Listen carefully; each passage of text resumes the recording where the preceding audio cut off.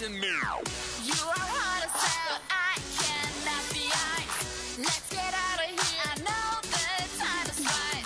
I was looking for some joy, and I admit that I found my favorite toy. Now it's time to play with it, and I'm just looking for a boy toy. Somebody out there that will give me joy.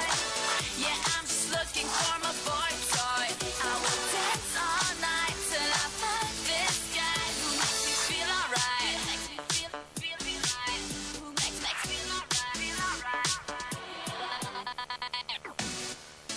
For a boy, for a boy.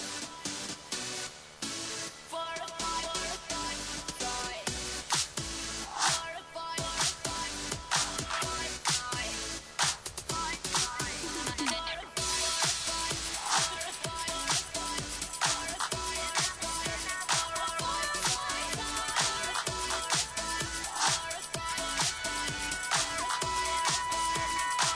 a boy, and I'm just looking for a boy toy. Somebody out there that would give me joy. Yeah, I'm just looking for my boy toy. I will dance all night till I find this guy.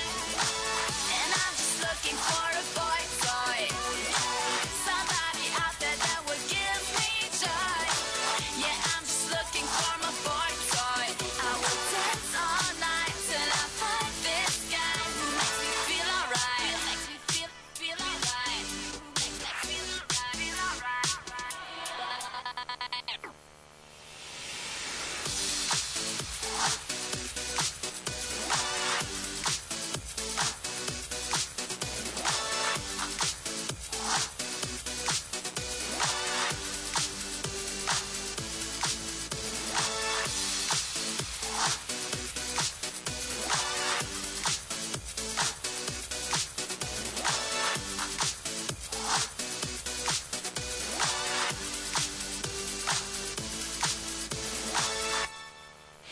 It's now time for Talkin' Boxing with Billy C.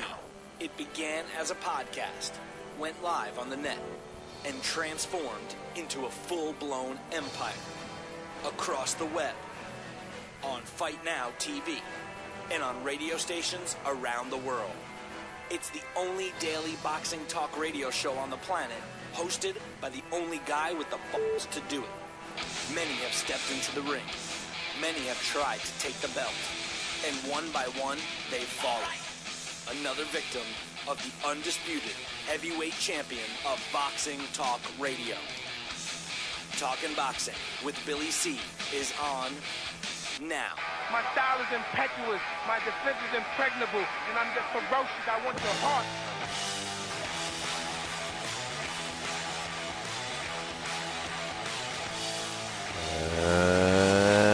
And we're coming to you live, that's right, from the Billy C studio in Lake George, New York. I'm Bill Calogero, and it's time for Talking Boxing with Billy C. Good morning, good day, good evening, blah, blah, blah, blah. Whenever you listen, I hope you're doing all right. Busy week scheduled for today. Yeah, we're going to have a whole week in one day. No, busy week scheduled for this week. Busy shows scheduled for today. It's early, man. It's early, and it's Monday, so hope you're doing all right. Okay, right off the bat, the music that we're featuring this week is actually from two young artists, two hot young artists, and I mean that in a couple of different ways. Go check out coming up this week on the BillyCBoxing.com webpage. When we have our, it's coming up this week, it's called, and we basically showcase what we have scheduled for the week. We have both of these young artists' photos up there with links to their websites. And the music is being brought to us by Radiosubmit.com.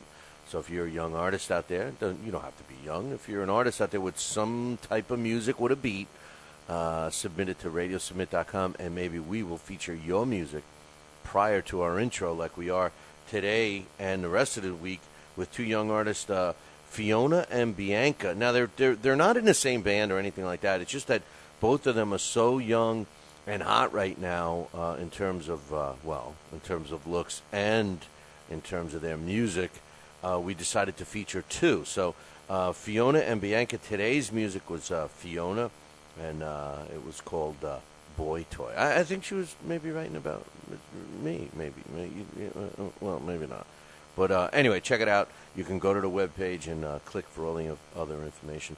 Don't forget, keep the mailbags coming, man. We've been focusing on you guys, the listeners and the viewers, right in the beginning of the show. So keep them coming. I respond to all of them until they become redundant, like a lot of this Mayweather stuff. So, unless you're coming up with something new, then, come on. The go, don't go, watch, don't watch. This is the segment that really has a lot of power, and you guys got to take advantage of it. Go, don't go, watch, don't watch. What we do is you tell me, you ask me, should I go to this event, man? I'm thinking about buying some tickets to a show. It's in my neighborhood. This is the card. This is who's on it. Should I go? Should I spend my hard-earned cash on a ticket? Or better yet, if you're going to watch it on TV, maybe it's a pay-per-view. Maybe you're thinking about being suckered into buying a webcast from that 3-letter garbage site. Why would you do that? And sometimes it's worth it. Sometimes it's worth it. So all you got to do is ask me, and I'll be honest with you. And I'll tell you, go buy the ticket, or don't go. Stay home, rearrange your sock drawer. Watch the event that you're asking me about, or don't watch. Go out with your friends. Whatever. I'll just give you my opinion, help you make your decision. And I think that the more people that take advantage of this segment, the more we're going to kind of show the promoters that we demand quality shows, whether we're going to go to them or whether we're going to watch them on TV or wherever. Don't forget about the mobile application we have. That's right. If you have a mobile phone, you want to check out the show on your phone, just go to the marketplace and under sports, search Billy C. Boxing, and you will find us. The other thing I got to remind you about is our book club. We're doing very well with the book club. A lot of people are taking advantage of the personalization that we have in terms of getting the books directly from the authors, signed at discount prices. So go check it out on the website, www.billycboxing.com, under the book club. And we only feature quality stuff like Steve McGuire's Top Tens. What a great book that is. I'll get to that in a minute. And, of course, the newest one we have up there is Billy Miskey, and that's written by my man Clay Moyle. And don't forget about the Ali and Me, written by Richard Koletsky, who did a nice little presentation at the Billy C. Boxing Hall of Fame induction weekend last year. And speaking of the Billy C. Boxing Hall of Fame induction weekend, that's taking place this year. This show, as well as that event, is being brought to you in part by Cat's Nationwide Luxury Transportation Service. Give her a call, 202-351-7496. She can handle any limo service from across the country, man. If you're someplace between New York and California and everywhere in between, give my girl Cat a call. Now, remember something. She does a great job. She's very reasonable with her prices. She's hot, and she's my girl. So just remember that, 202-351-7496. Give my girl Cat a call. Yeah. And also, if you need an attorney, you got to call my lawyers, Campanaro and Tomkovich, 845-221-4099, 845-221-4099. And, of course, my friends over at the Halftime Bar and Grill. Man, did we have a good time on Route 9, South Glens Falls. I always tell you about this place, completely renovated, big screen TVs everywhere, great group of people to hang out there. And, of course, the food is just great. I mean, I was there for Friday Night Fights. I'll tell you what, there was a lot of girls there. For anybody that, likes to hang out with women like I do. And they were very friendly. I don't mean like that. I mean just, very, like this one girl says to me, you're drinking out of my glass. Apparently it was like this fancy glass that they said was hers. But it wasn't hers. It wasn't like I took her drink, But you got to take some time, come up there and spend a Friday night fight. Like maybe this Friday night when we're going to give away another set of tickets like we did last Friday to the KO at the TU. What a great event. And I'm going to be talking about Star Boxing's last great event, which was Saturday. Our very own Dax Khan was there covering the fight. And I'm not expecting anything less than what that show was all about in Albany this coming weekend. And I'll tell you, here's an added bonus for you. If you get tickets and you show up there, you're going to be part of a movie. That's right. They're going to be filming a movie that night, and the audience at the Times Union will be part of that. So, hey, you want to get some tickets, visit our website, www.billycboxing.com. It's KO at the TU. Click the fight poster, and you'll get right to it. Or you can come on down to the Halftime Bar and Grill Friday night, this Friday, and get a chance to win some tickets there as well. Also, speaking of great fights, don't forget you got a really good one coming up February 10th at the Mohegan Sun. I hope to be there that night, and I hope you are too. You can get tickets again through our website. Just click the fight poster for that one. And, of course, the Hennessy Sports event that's taking place up in Mississauga. It's called Young Guns, February 11th. It's about 10 minutes outside of the city of Toronto. So if you're in New York, Buffalo area, you're looking at less than an hour's drive, so get yourself some tickets for that one as well. Same way, same shape, same form. Same way, same shape. Go visit the website, www.billycboxing.com. Click the poster you like. So this week, man, here's what we got scheduled, all right? That's why I want you to join us every single day. First and foremost, I told you, we got the music of Fiona and Bianca.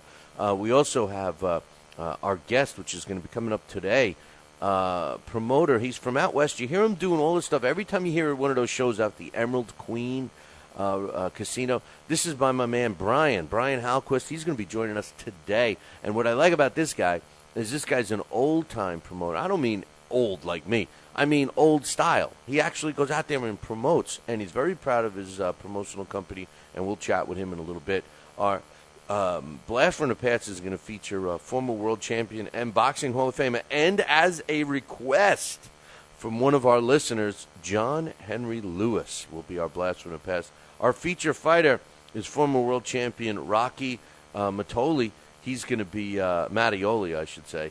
He's going to be our feature fighter. And our heavyweight spotlight is still shining brightly on my man, Sonny Liston, who I have not had a chance to get that one out yet. Hey, we got another special thing going on this week.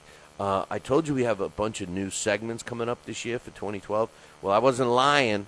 I never lie. Come on, man. I never lie. We're going to be kicking off Scotty's hits from the 80s. And tomorrow we're going to be doing Vinny Pazienza against Greg Haugen. Took place June 7th, 1987. And, of course, Greg Haugen is a 2011 Billy C. Boxing Hall of Famer. Just so you know, keep you up to date, our current legend versus legend matchup is Henry Armstrong against Sugar Ray Leonard. Cast your vote right now, especially if you think Sugar Ray Leonard would have won, because he needs some help. He's losing right now. 62.5% say Henry Armstrong would have beat his butt, and 37.5% said, nay, Sugar Ray Leonard would have won. So I want you guys to cast your vote. Who do you think would have won if those two greats would have met in the ring at their prime? Hey, speaking of prime, look today, BillyCBoxing.com. On the front page, you will see the inductees of this year's 2012 Billy C. Boxing Hall of Fame. It should be out this afternoon. So we are holding it off. We will send a press release out, and we want as many people as possible to get it. So if you check it out and you want to pass it along, feel free. It'll be right on the front page. And then tomorrow we will talk about all of the inductees that got in this year. Some sad news. I want to kick, basically all this advertisements, right? But I want to kick off the show with some sad news. Don Fulmer, who was the brother of former middleweight world champion and Hall of Famer Gene Fulmer, died Saturday. He was 72 years old. His full family was around, which was good. You always want to hear that stuff. He had a record. He fought he was the youngest of all the Fulmer brothers. He fought up until 1973. He had a career record of 54 wins, 20 losses, and 5 draws. He is, if you don't recall, his biggest fight of his career was actually against Nino Benvenuti for the world title. Took place in December of 1968 in Italy. He went 15 rounds with the Italian legend, but fell up short. So our condolences go out to Don Fulmer and his family, and of course all the friends. Sad. I hate to start a show with something on a sad note. like that. But anyway, hey, listen, I got to take a break, and when I come back, I'm going to read a couple of mailbags. Then we got some other stuff to go into. Then I'm going to give you all the results of the fights that took place this past weekend. And we're going to give you a preview of the big fights scheduled for this coming weekend, which we got to bet. We're back into a busy season, busy. So we got some really good ones to talk about. As a matter of fact, I think we're going to have 9 or 10 on the Billy C Challenge. And speaking of which, I'll get to that. Where do I stand right now? Well, I know one thing's for sure. I'm ahead of David Allen and David Murphy. And to tell you the truth, that's my goal. You know, Rob Roberts is out in front again. And, you know, I tell you what, I'm going to make here's a message to Rob Roberts. You know, he promised that he would come to the Billy C Boxing Hall of Fame induction weekend to collect his prize, should he have won for last year's grand prize winner. Here's the thing. This goes out to Rob. Rob, here's the bottom line, bro. If you're ahead by the time we have our induction weekend this year, which is still going to be a good month and a half left of our challenge, if you're ahead by that date, I'm going to give you the big prize package this year too. So when he comes to the Hall of Fame, we're going to present, if he's ahead, we'll not only present him with last year's prize package, we'll throw him this year's as well. So there's some incentive for my man Rob. And remember something. Like I told you, Rob single-handedly destroyed the sport. No, that was just a little inside joke between me and Rob. But you're going to have to ask him what it was all about this year, November, at South Glens Falls when we do our Hall of Fame. Wait till you hear who got in this year. If you're in upstate New York and you need a trucking company, then you need Roselli Enterprises. Roselli Enterprises is trucking at its finest. They have it all. Dump trucks, dump trailers, walk-in floors, flatbeds, flowboys, tankers, loaders, and a full line of roll-off containers for any job, big or small. Roselli Enterprises is also the source for all your sand, gravel, and topsoil needs. Visit them on the web at RoselliTrucking.com or call 315-433-5115. That's 315-433-5115 and tell them Billy C sent you. Are you ready, America? Then let's get it on with Fight Now TV. It's time, fight fans. Your channel has arrived. All the fights, all the names, all the action. From world-class boxing events to mixed martial arts showdowns and other combat sports matchups, Fight Now TV delivers the hits and more. Call your television provider and tell them you want to get it on with Fight Now TV. For more details, go to fightnow.com. We've got a great matchup tonight. Fighting out of the left corner is the #1 ranked contender. No, he is not. I'm sorry, but who are you? I am the ideal computer. I am programmed to provide only fair and unbiased boxing rankings. This fighter is the number 15 ranked contender. Fair and unbiased boxing rankings? That's a new concept. Actually, it is not. The IBO has provided unbiased computerized rankings for many years. Well, we've still got a great fight tonight, folks. In the left corner is the number 15 ranked contender. The IBO, the champion of integrity. Learn more at iboboxing.com. Check out BillyCBoxing.com now, or feel the wrath of the mighty mustache. Oh, that hurts. Why are you doing that to my face? I hate you. That's BillyCBoxing.com. Consider this your warning. As a young boy, all Billy C dreamed about was one day having his own catchphrase. And we're back. And we're back. One boy, one dream, one day, everyone will say. And we're back. And we're back. And we're back. And we're back. And we're back. And we're back. Catchphrase, coming soon to a theater near you.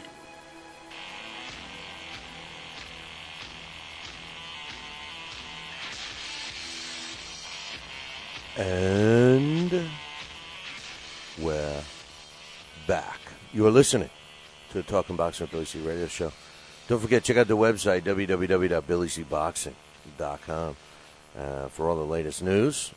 And, of course, to vote. Who would have won, man, if these two great legends would have gotten in the ring? Henry Armstrong or Sugar Ray Leonard? Who would have won? Check it out. Give us your vote, because you're running out of time. We're going to have a new poll question up on Wednesday, so I'll announce the winner right to Scotty, because Scotty's losing right now. He tried to put the case last week for Sugar Ray Leonard, but most of you agree with my thoughts that Henry Armstrong would have won. But anyway, I got some mailbags. Alex T. wrote, Jake LaMotta's came up. Jake LaMotta's name came up a couple of times since the last few days, and I want to throw his name out there. I want to throw this out there. I'm sorry. Easily one of the most misunderstood fighters of all time. I think this is because the movie Raging Bull, where they made him look like he had no skill and was simply a heavy-handed wild man. In fact, he was a very skilled boxer with a great defense. He was known as having one of the all-time great chins, but didn't walk right through punch after punch. He had those subtle little skills of slipping and rolling with the punches, parry, block, and stuff you don't see as often as today. True, he didn't have any speed, and he was more of an inside fighter, but there are different styles of boxing, and LaMotta was very good as an inside fighter as opposed to a stick-and-move guy. The biggest misconception is that he was a one-punch knockout artist. If you look at this, if you look at his record, he didn't have that many knockouts when you consider how many fights he was in. He had over 100 fights and only had 30 knockouts. He won most of his fights on points. Don't people know that the reason LaMotta and Robinson fought each other so often is because no one else would fight these two guys?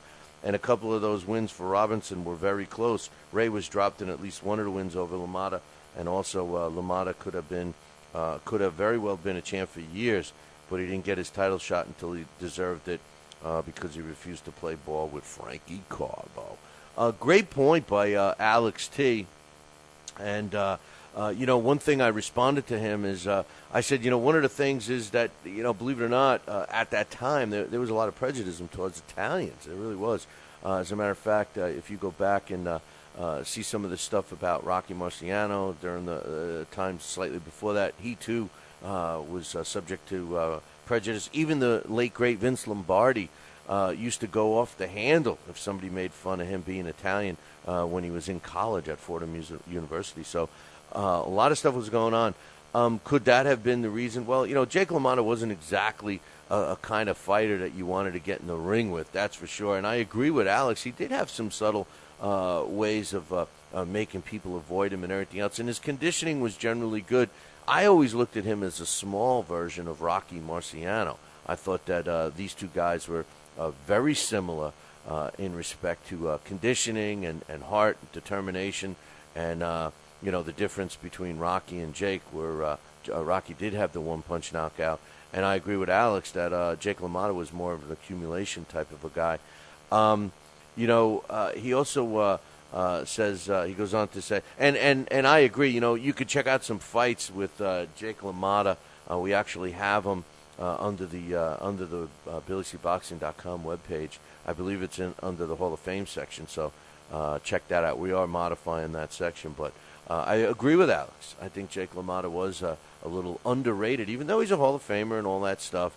I think it was a little underrated. I think people do misconcept the fact that he was a little more talented than portrayed in Raging Bull.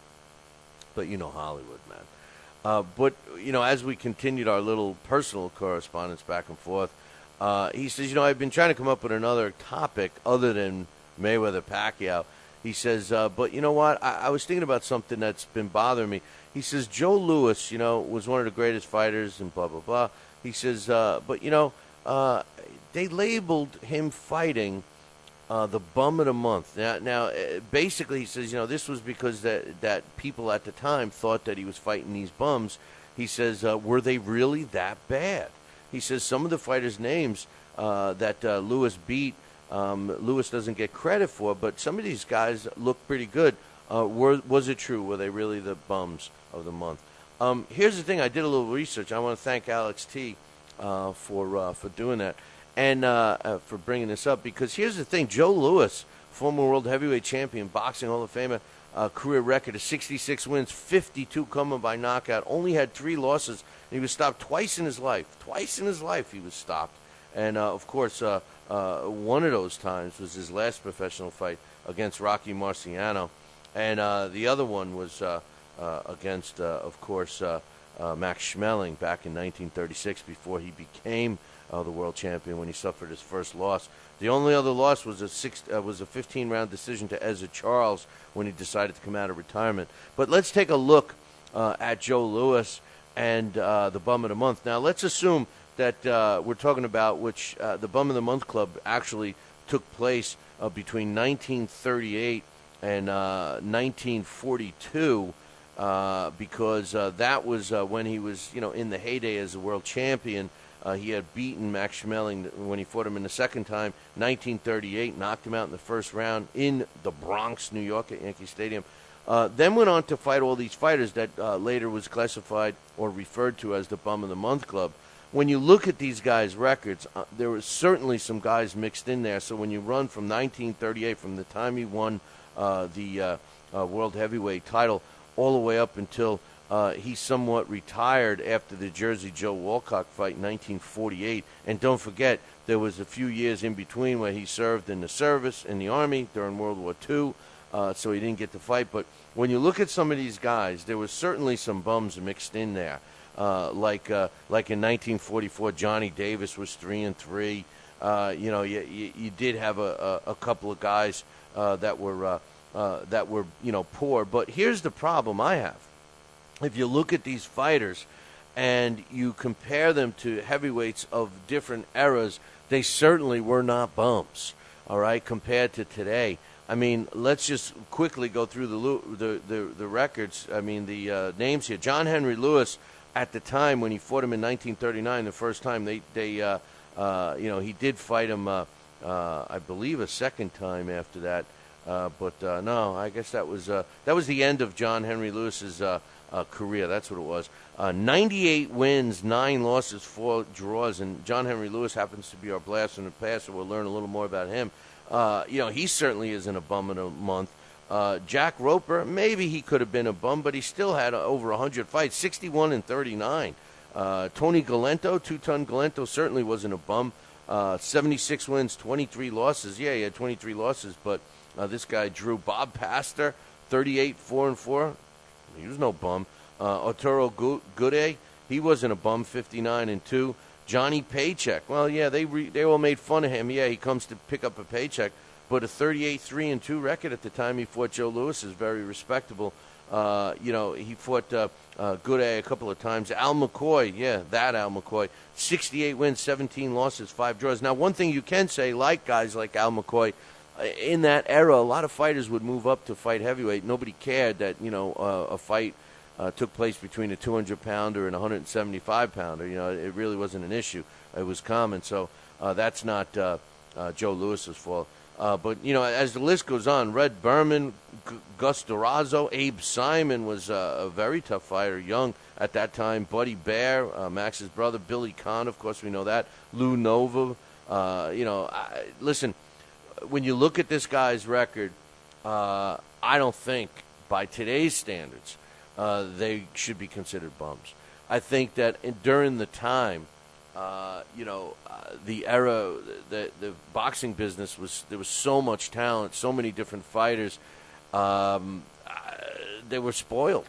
They were spoiled. Remember, again, we talked about this last week. When you have guys that are a top 10 fighter, a guy that's ranked number 8 as a heavyweight, if he's at number 8 ranked fighter, today it may not mean like he's that good. But back then there was only 10. There were only 10 ranked heavyweights in the world.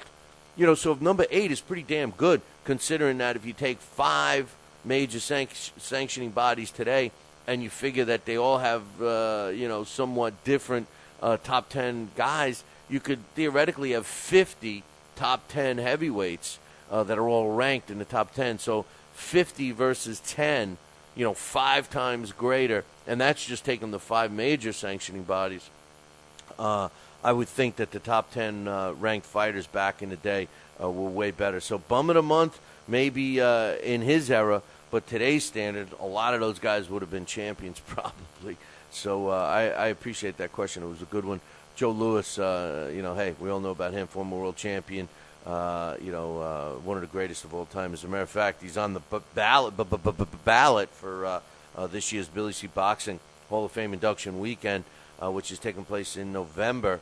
And I'll just say this, he's doing very well. He's doing very well.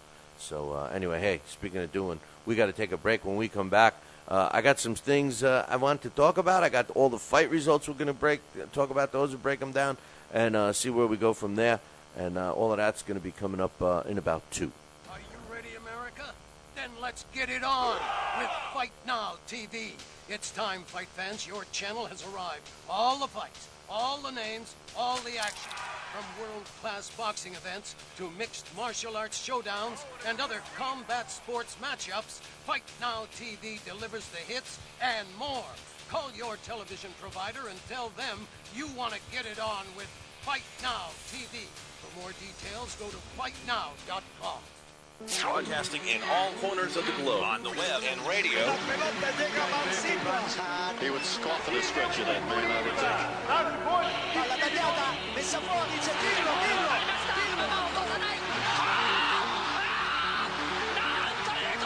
You're listening to Talkin' Boxing with Billy C. from upstate New York in the good old US of A. Boxing is here to stay because we are here to stay. The best 2 hours of boxing talk on the airwaves. Hey, fight fans, check out KOFantasyBoxing.com. KO Fantasy Boxing is boxing's only trademarked fantasy game. Check it out, www.KOFantasyBoxing.com. Select your own gym, your own fighters, track them through a season that can last from 3 months to a year, depending upon which league you join. You got to check this out, man, www.KOFantasyBoxing.com. Join it today. Again, www.KOFantasyBoxing.com. And tell him Billy C sent ya. Now back to Talkin' Boxing with Billy C., the only radio host man enough to take a punch from Mike Tyson. Wait a minute, man. Hold on there. Jeremy, man, I need you to take this one, all right? Wait, what? No way. I can't do this. Need I remind you I'm Billy C, damn it? Now put on that mustache and get in there. Hey, look at me. I'm Billy C. Crap.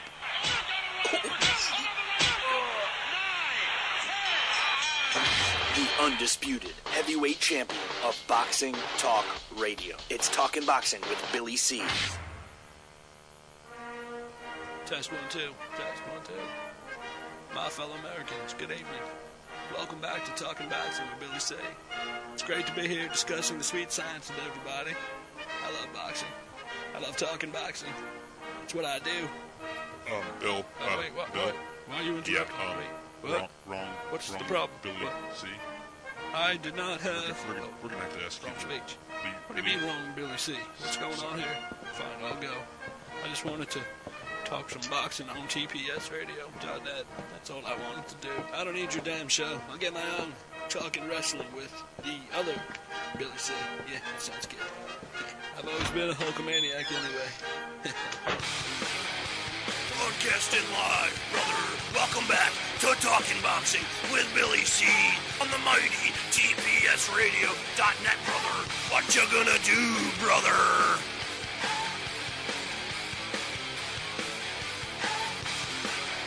And we're back.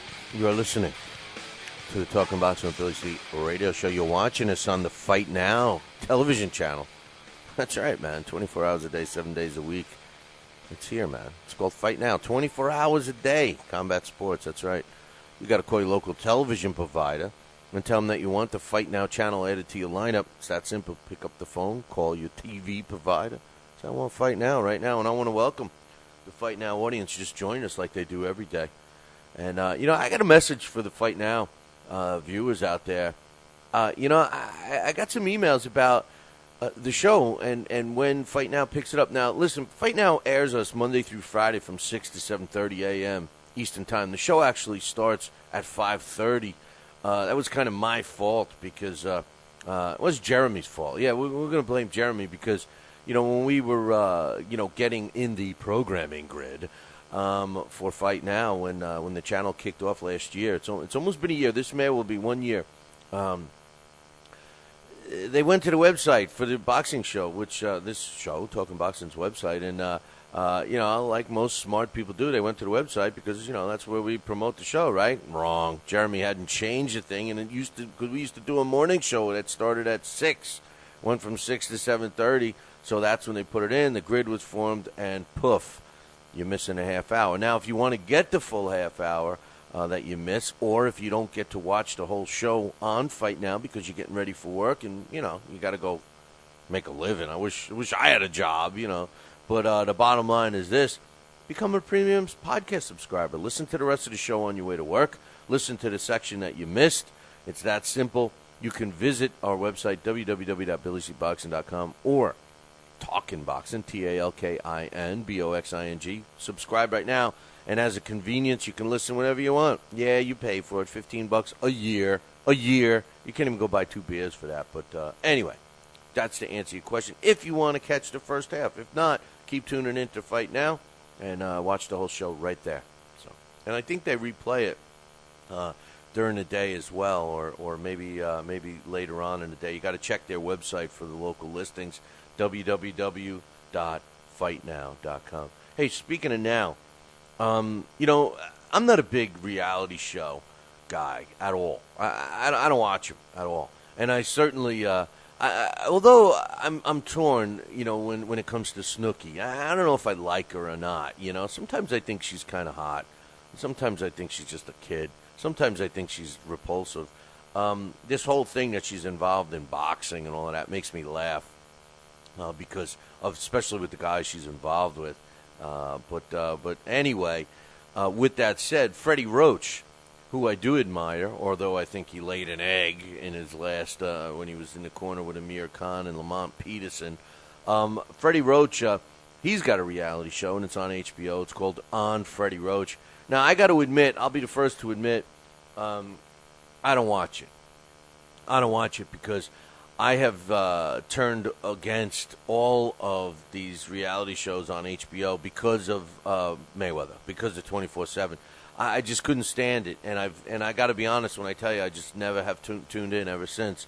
But thank God for Amy Green, our very own Amy Green, because she keeps me up to date. Now, she puts on a little article. It's up on BillyCBoxing.com right now, and it explains what took place on Episode 2 of On Freddie Roach.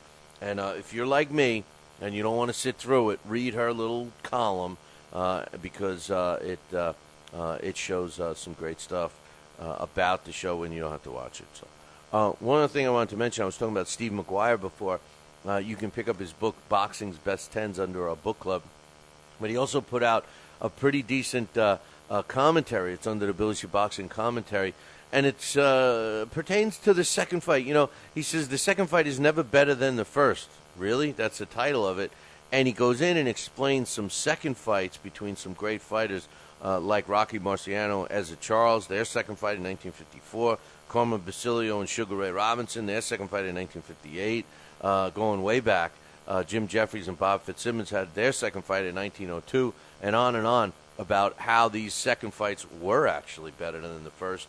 Check out his column, and we're hoping to gain him as a regular writer for our show and for also the website. And speaking of writers, if you are interested in covering boxing events, live boxing events, if you can write and you can do it consistently, get a hold of my man Dax, Daxx, at Talkin' Boxing, TALKINBOXING. And speaking of Dax was ringside for Star Boxing's Rockin' Fights Saturday night at the Paramount Theater in Long Island, Huntington, Long Island. Man, I talked to Dax yesterday. He said, dude, what a show this was. Every single fight was entertaining and competitive. He said it was packed to the gills with people. He said movie stars, boxing greats. He said, what a job Star Boxing did. So I applaud Star Boxing, and I'll kick it off with their show, with their fight card. The main event, Chris Algieri is 27 years old. He used to be a kickboxer. He pretty much had a one-sided 8-round victory over Curtis Smith to improve to 13-0 with 6 knockouts, 80-72 the way 2 of the 3 judges saw it, and the third had it 78-74, all in favor of Chris Algieri. So good luck to Chris and his next one. Now, we just announced last week that Cletus Selden just signed with Joe DeGuardia's Star Boxing. I believe it was beginning of last week, or it may have been the later part of the week before, but it was announced last week. made quick work of his opponent because it was all done in one round. Tyler Poline was knocked out in round one, and it looked like he was. They refer to him as being shell-shocked when Selden came out just fists ablazing to improve to 6-0 with 4 knockouts. So we'll see what happens with him. On another fight, Issouf Kinda beat up on Angel Rios for 8 rounds. All 3 of the judges gave it all to Kinda. I don't know what's happening with Angel Rios. He's he was a promising prospect when he first started. Now he's just a punching bag. Kinda improves to 12-0 with 5 knockouts. Another fight that was pretty competitive. They all were. Was Rich Neves improved to 1 win, no losses, and a draw. He improved to 2 wins, no losses, and a draw. He went into the fight with 1 win after he won a 4-round fight with Anthony Birmingham, who made his pro debut. It was a unanimous decision, all in favor of Neves to give him the victory. In a middleweight fight, we had Raul Nuncio. Had a tough time with Anthony Jones, but ended up with a draw in that one. So his record now is 1 win, no losses, and 1 draw, with 1 win coming by knockout. In the heavyweight division, Adam Willett and Aaron Kinch gave the crowd 4 action-packed rounds.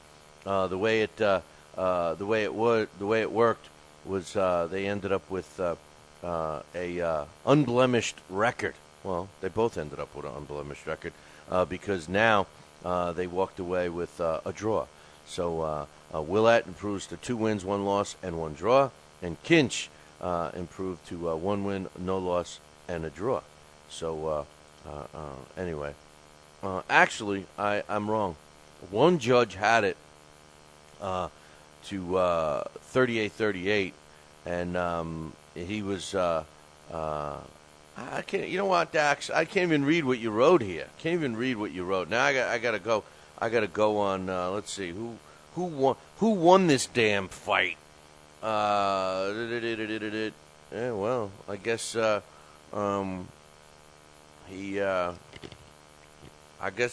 guess it was a draw. That's what I said the first time. I don't know. Dax didn't make it clear in his right. We're gonna have to beat Dax around a little bit. But it was a draw, just like I thought. But it wasn't. His scores are wrong. But anyway, and to kick off the show was William Shamir Witt made his pro debut against Jason Sia, and it was a unanimous decision. But 39-36 is the way all 3 judges saw it. And William Shamir Witt is actually a pretty good feel-good story. Amy Green did a piece on him. And from what I understand, he's scheduled to come on the show, I believe, this week, or next week. So we'll see what happens with him. But great card with Chris Algieri starring on that one. In Europe, over in Germany, we had that big card. What was it, 12, 13 fights on that one. Jürgen Brammer, guess what? He showed up. That's right. He showed up, man. He improved to 37 wins, 2 losses, with 30 of his wins coming by knockout. When he stopped Jose Maria Guerrero in the 4th round. Guerrero drops to 29-3-1. The official time was 2:27 of the 4th round. Now, a couple of fights that we had on our challenge was Dennis Boistov. He stopped his opponent, Darnell the Dingling Man Wilson, which is impressive. Let me tell you, because Darnell does not get knocked out. And even though he's a former cruiserweight, he's not much smaller than Boistov. As a matter of fact, I think they're very similar in size, because Dingling Man, last I knew, I didn't catch the weigh-in weight on here, but the last I knew he weighed about 230 pounds, and he was in very good shape because I was ringside for his fight. But he didn't fare too well against Boistov, who knocked him out in the 4th. Boistov's record now is 30-0, 25 knockouts. This guy's the real deal, man. All right? He's a little too small for the heavyweight division, I think, but he's the real deal. It's unfortunate that the big men are ruling that division right now. Dingling Man drops to 24-14-3. Another fight that we had on our challenge was Ruslan Shagayev against Kurtzan Manswell. This one didn't go the way I thought. I figured Ruslan Shagayev would knock this guy out. He did drop him once in the 8th round, but went on to win an 8-round decision.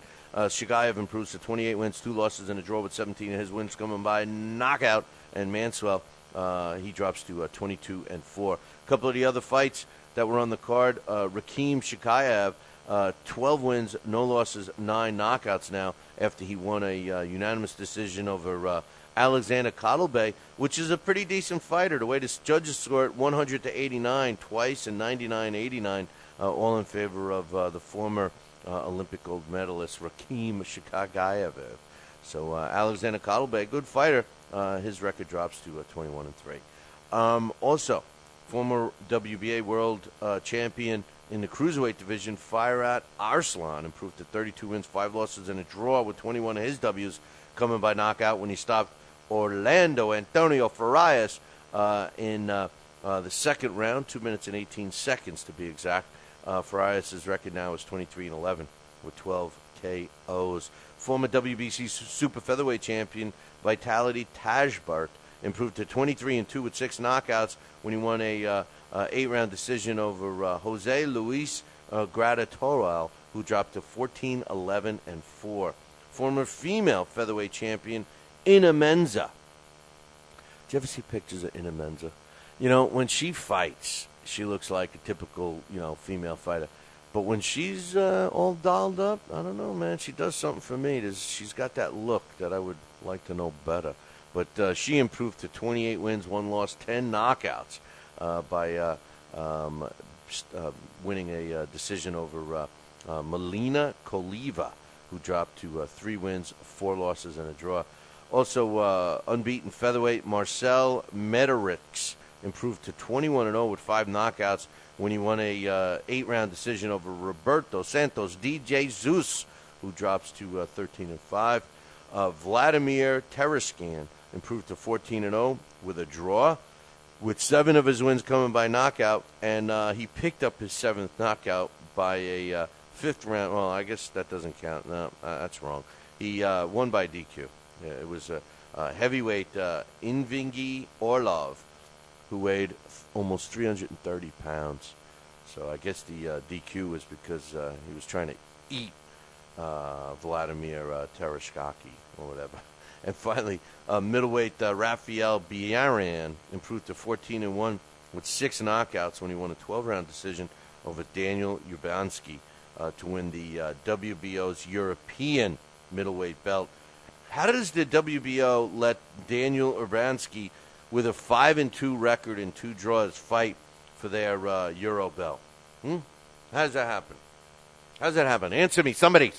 No, nobody's around. But anyway, that wraps up that card. What an entertaining card it sounds like it was, especially for all the hometown guys. But how about Peter Frampton coming? No. Frampton comes. No, not that Frampton. Talking about Carl Frampton in England. He took him 7 rounds, but he did it. He knocked out Chris Hughes at the York Hall in Bethel Green. It's a place that I would love to. It sounds like such a cool place to go check out fights. But Carl Frampton won that one. He was part of our challenge this week. So Frampton stopped Hughes in the 7th round.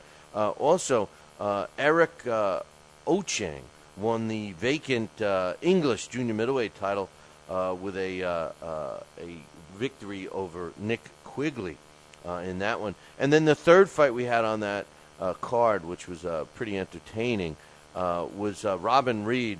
Robin Reed stopped Daniel Cadman in the 5th round to get his career back on track. So, I went one. I was 100 for. I went 6 for 6, but so did everyone else. My new winning percentage is 77%, which is better than David Allen's, which is all I care about. Some more fights from Saturday. How about this fraud? Who's the biggest fraud in boxing? Come on, all together now. 1, 2, 3. B.J. Flores. Yep, B.J. Flores. Fraud. Well, he could do a pretty good. He does his. I think his ringside analysis or even in studio analysis is great. But when he gets into the ring with the gloves and the trunks on, he's a fraud. And a great indication of that is his last fight. Yep. Excuse me, because that fraud stepped in with a former welterweight in Hugo Pinata, who, by the way, not only was a former welterweight, so the guy is weighing, almost 60 pounds heavier than when he could fight. He was also 10 years earlier. The guy's 40 years old. What does that show me about Flores? That he's a fraud. And it took him 6 rounds to knock him out, too. So, and he's ranked number 3 by the WBO, who I've been giving credit to. Maybe I should reevaluate that. Nonetheless, the fraud went to 27-1-1, and who cares?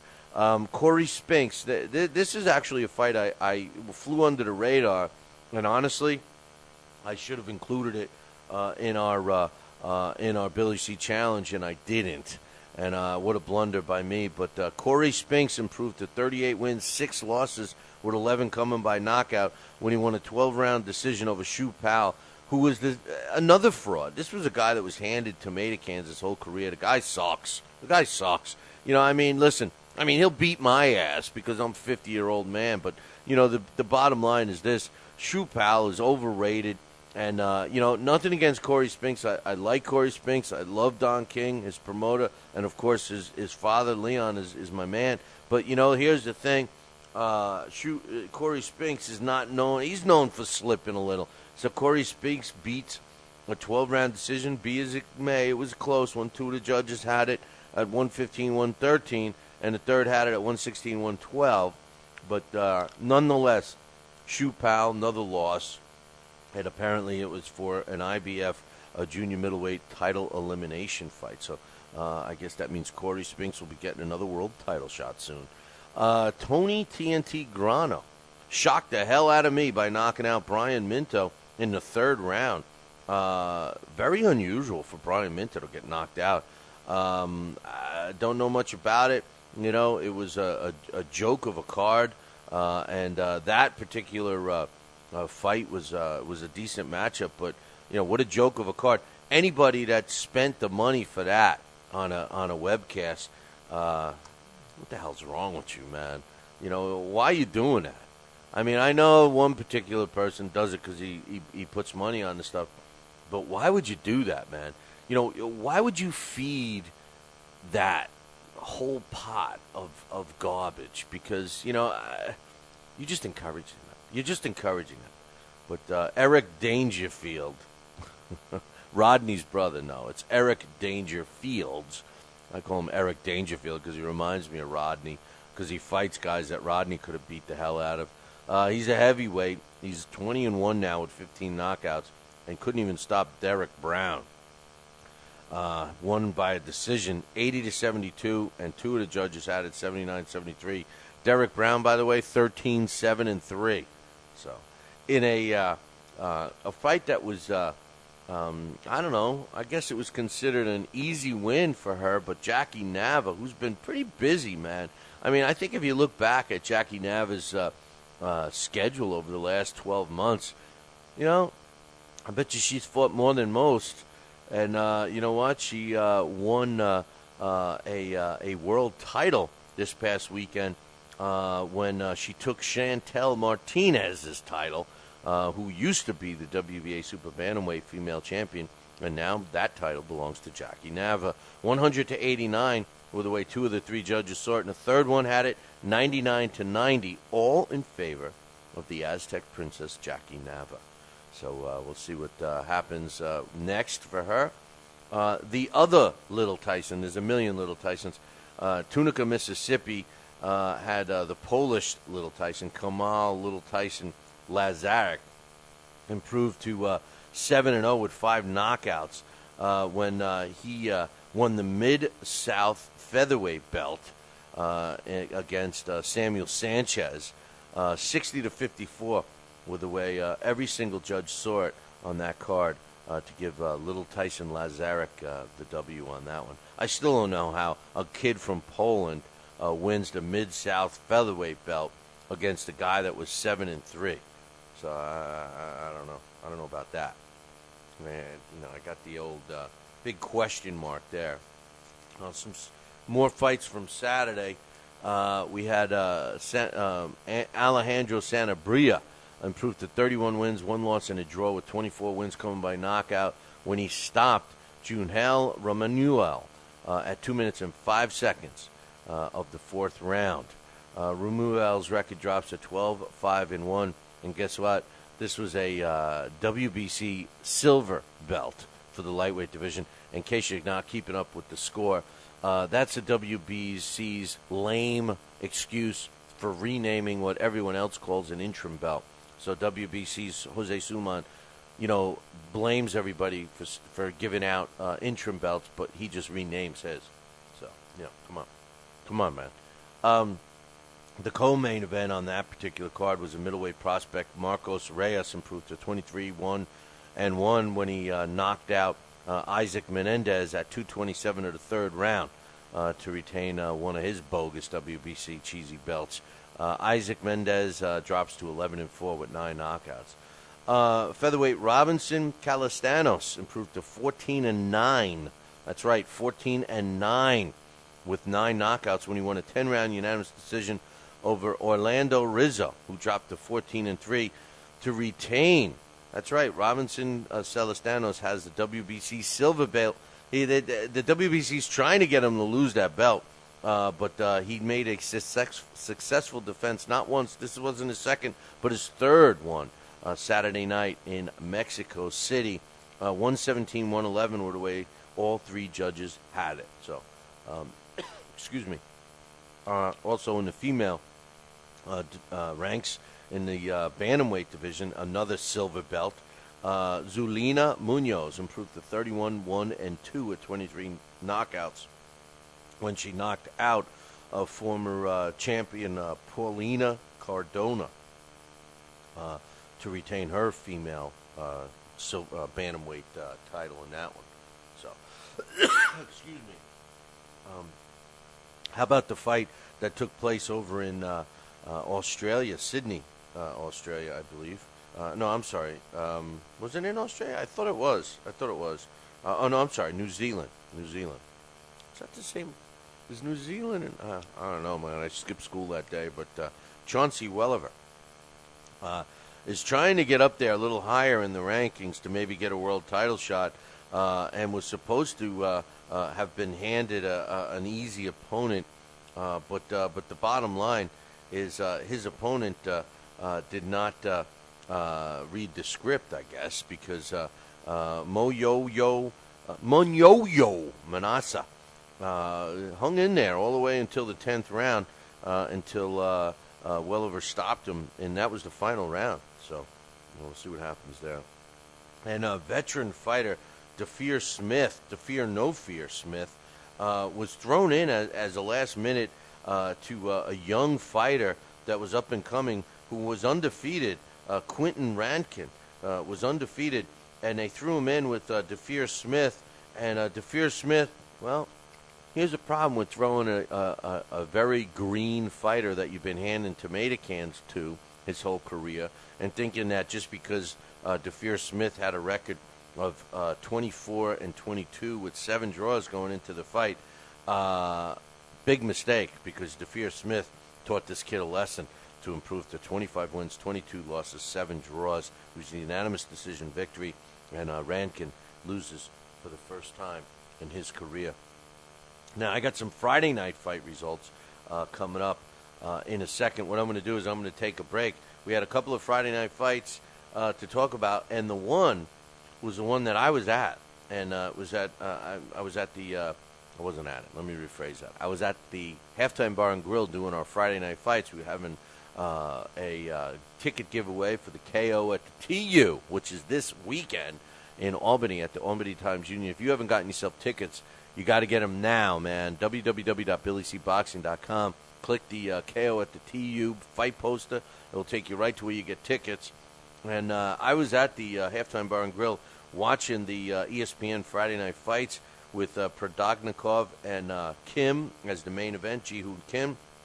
And what a couple of really good fights. Well, let me rephrase that. One really good fight and one, it was a win. Let's just look at it that. But hey, listen, I'm going to take a break, and when I come back, we will finish up with those, and then I got an interview scheduled. We got Brian Halquist from Halquist Promotions. He's looking to come on in a couple of minutes, so hang tight. Are you ready, America?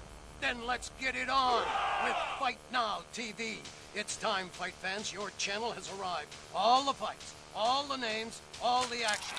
From world-class boxing events to mixed martial arts showdowns and other combat sports matchups, Fight Now TV delivers the hits and more. Call your television provider and tell them you want to get it on with Fight Now TV. For more details, go to fightnow.com. Broadcasting in all corners of the globe, on the web and radio.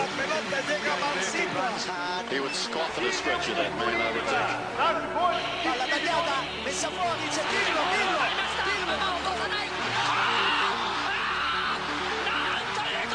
You're listening to Talkin' Boxing with Billy C. From upstate New York in the good old US of A. Boxing is here to stay because we are here to stay. The best 2 hours of boxing talk on the airwaves. Hey, fight fans, check out KOFantasyBoxing.com. KO Fantasy Boxing is boxing's only trademarked fantasy game. Check it out, www.KOFantasyBoxing.com. Select your own gym, your own fighters, track them through a season that can last from 3 months to a year, depending upon which league you join. You got to check this out, man, www.KOFantasyBoxing.com. Join it today. Again, www.KOFantasyBoxing.com. And tell him Billy C sent ya. Now back to Talkin' Boxing with Billy C., the only radio host man enough to take a punch from Mike Tyson. Wait a minute, man. Hold on there. Jeremy, man, I need you to take this one, all right? Wait, what? No way. I can't do this. Need I remind you I'm Billy C, damn it? Now put on that mustache and get in there. Hey, look at me. I'm Billy C. Crap.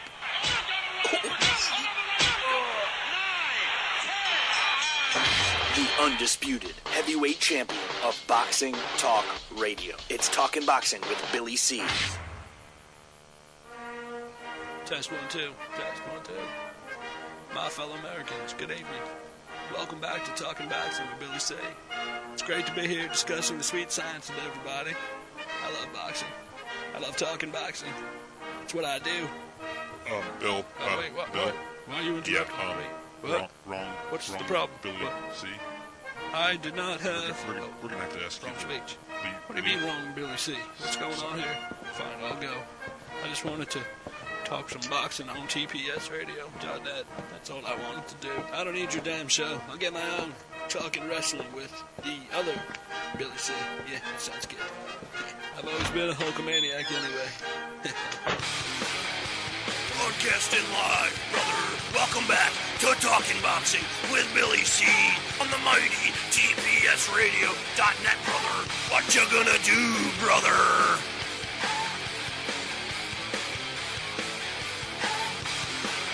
And we're back.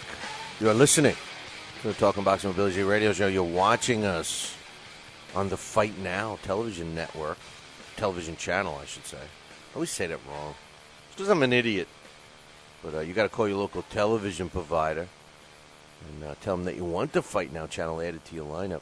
You know, Dax Khan was in New York the other day covering the fights, Star Boxing's event in Huntington, Long Island, and he said he mentions Fight Now to everybody. Everybody's like, "Oh, you guys, Fight Now." Oh. So what are you waiting for, man? You got to join in the reindeer games. Pick up the phone. Tell them that you want Fight Now added to your channel lineup. It's that simple. Check out their website for the latest listings on what's going to be shown. Because, did I mention that every night is Fight Night on Fight Now? 10 p.m. Eastern. Check it out. www.fightnow for all the info. Well, we're going over to fights. I got Brian Halquist going to be calling us in a few seconds here, about 5-10 minutes. So hopefully we'll be chatting with him in a little bit. God willing, with the phones. You know the damn phone system. Got a couple of new cans. Got to assemble them. But Friday night fights, man. Friday night fights. Ruslan Prodagnikov improved to 21-1 with 14 knockouts when he stopped David Torres. I found it amusing, and I usually don't pay attention to anybody that is involved with that broadcast. Sometimes it's just ridiculous statements by Teddy and Joe and the new guy in the room, in the what's the room they call it? Whatever. It's back at the studio room, you know. But anyway, he was saying live text or whatever, maybe Twitter, and I saw somebody had wrote in there, "Hey, I hope this fight ends. This is, could Prodognikov end this guy's night so we can possibly see a young up-and-coming fighter?" It did seem kind of, like, what's this guy doing in here in terms of Torres? But listen, it was the first round. Torres kissed the canvas, and then Prodognikov just broke him down. And, Torres hit the ground, hit the canvas not once but twice into the sixth, and then it was finally waved off at 2 minutes and 53 seconds of the sixth round to give Prodognikov his win. Now, remember, he kicked off ESPN2 last year with a loss. It was a shocking upset loss. He did not kick off their broadcast of Friday Night Fights this year, but followed it up with a pretty good fight. But I tell you which was a really good fight. And it's too bad that it took place this early in the year, because a fight like this sometimes gets forgotten about. And, I don't know about you, but I thought that the Ji-Hoon Kim, who now goes by Ji-Hoon Volcano Kim, and Yakubu the Black Mamba Amadou, who is working, who's the guy that works with him, the actor. I always forget his name. Not Johnny Knoxville, the other guy. But anyway, and they were cheering. They thought that Amadou won the fight. I thought it was pretty close. I thought that the scorecard, at least one of them, was accurate. The one judge had it 96-94, and then the other two were kind of a little out there, 98-92 and 97-93. I thought the fight was close, man. I thought that the Black Mamba did some really nice counterpunching work. I thought he landed some shots. I mean, Kim was clearly taking some shots, but Kim's punch output, I think, was the deciding factor. What an exciting fight. Ji-Hoon Kim improved to 23-7 with 18 knockouts, and the Black Mamba, Yakubu Amadou, drops only his third fight of his career, 17 wins, 3 losses and a draw, and 15 of his coming by knockout. Amadou got a cut halfway through the contest, and it was under control throughout the whole thing. Then we got fed a really awful fight, I thought. Well, I guess it wasn't awful if you were Garrett Simon, who improved to 6-0 with a draw with 5 knockouts, because he took care of Marcus Dickerson, who was 4-3 with 2 draws going into the fight. But 55 seconds after the bell rang, the 6'5" cruiserweight knocked him out and improved to 6-0 with a draw, 5 knockouts. So Marcus Dickerson 4-4-2 now. He goes home with his ego hurt. How about Brendan Prescott? They handed him a W after losing 2 in a row. He improves now to 25-4. It was a third-round knockout over Joel Casanani Friday night in Colombia. And also on that card, Alex Theran improved to 6-0 with 4 knockouts when he won a 6-round decision over Juan D'Angel. There was another fight that took place in England. I believe it was in England. Ricky Hatton, his company, Hatton Promotions, did it. Zanat Zananayev knocked out Noprodol Kanjichanka in the first round to claim the WBC Asian Bantamweight title. That took place Friday night in Kazakhstan. I was wrong. 1,500 people in there. It was minus 27 degrees centigrade, which is almost 0 degrees Fahrenheit, I believe. Here's the thing. Konga Changeng, who was knocked out in that first round, laid on the canvas for what is being defined as several minutes until and he was being attended by the paramedics. But he was able to walk off, so a scary moment there in Kazakhstan. But Egypt has a top prospect. His name is Hani Atayo, and he's a light heavyweight. He improved to 12-0 with 8 knockouts when he won a 12-round decision over Mazur Ali, and that took place in Egypt. And one last fight, and I see that my man Brian is in the queue, so we're going to switch to this. But one last fight, Omar Shika, former world title challenger, 31 wins, 11 losses, 21 coming by knockout, was in a downright slugfest with Charles Haywood, who was not supposed to give him this much trouble on Friday night in New Jersey. And finally, Omar Shika won the fight, 96-94, 97-93 with the way 2 judges saw it. And the third had it as a draw at 95-95, given Shika the split decision win.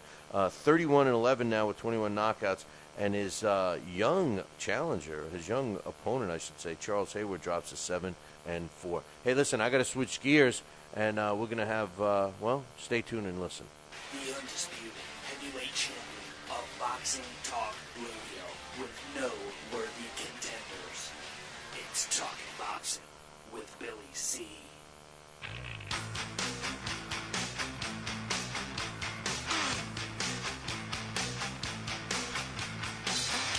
And we're back. You're listening to the Talking Boxing with Billy C radio show, and you're watching us on the Fight Now television channel. That's right. Fight Now, 24 hours a day, 7 days a week. Combat sports, it's here right now. It's called Fight Now. You got to call your local television provider and tell them that you want the Fight Now channel added to your lineup. It's that simple, man. Hey, don't forget, every night is Fight Night on Fight Now, 10 p.m. Eastern Time. There's a new fight. Check out their website, www.fightnow.com, for the latest listings. And speaking of now, he's from the West Coast. He promotes a lot of shows. You've seen him. You may not have known who's doing it, but Brian Halquist is the guy, and he joins us right now. Good morning, Brian. Good morning, Billy C. How you doing, man? Glad you could take some time and join us. First and foremost, you've been in the business a long time. You've been on the big networks. You've done big shows and everything else. But what I'm attracted to you for is the fact that you do the old style promoting, and what I mean by that is you go out there and you actually have to sell tickets. You got to create value, and that's something that I think is missing from promoters today. As a matter of fact, I think a lot of promoters today don't actually promote. What's your thoughts, man? Well, I was talking to somebody about that a couple weeks ago, and we are kind of a throwback a company, and we are promoters, and we take great pride in that. So. When we do our schedule about September for the next year, and so we know when our shows are, and we're in a 6-week rotation. So 6 weeks out, we start with posters, radio, TV, and then we poster the town. I mean, we're in health clubs, we're in bars, we're all over the casino, of course, and then we have a VIP gold row. And what we've done is we've developed season ticket holders, and we're constantly trying to get new people on board. So we have our gold row, which is the first couple rows. We sell those ourselves out of our own office. So we are promoters. We take great pride in that. We do a lot of media. We have a publicist out of New Jersey. And so, we use everything that we can, our social networking, website, everything. But we do take great pride in that we're promoters. We just don't come to town and take some money from a casino and expect them to do everything. And we take great pride in promoting and being promoters.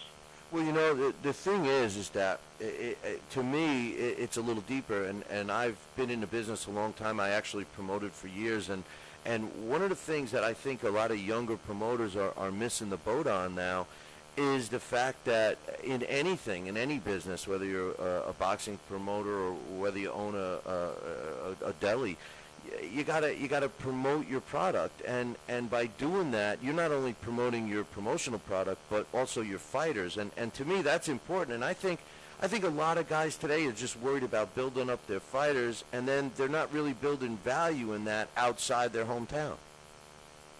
Well, I agree, and the thing that we've learned over the years, because we would sign a kid and we would build the kid, and that was important to us. But we learned that the most important person that's going to walk into that place is the guy buying the ticket. So number one is you got to put on a good show. I've seen a number of people fail just because they're not putting on quality shows.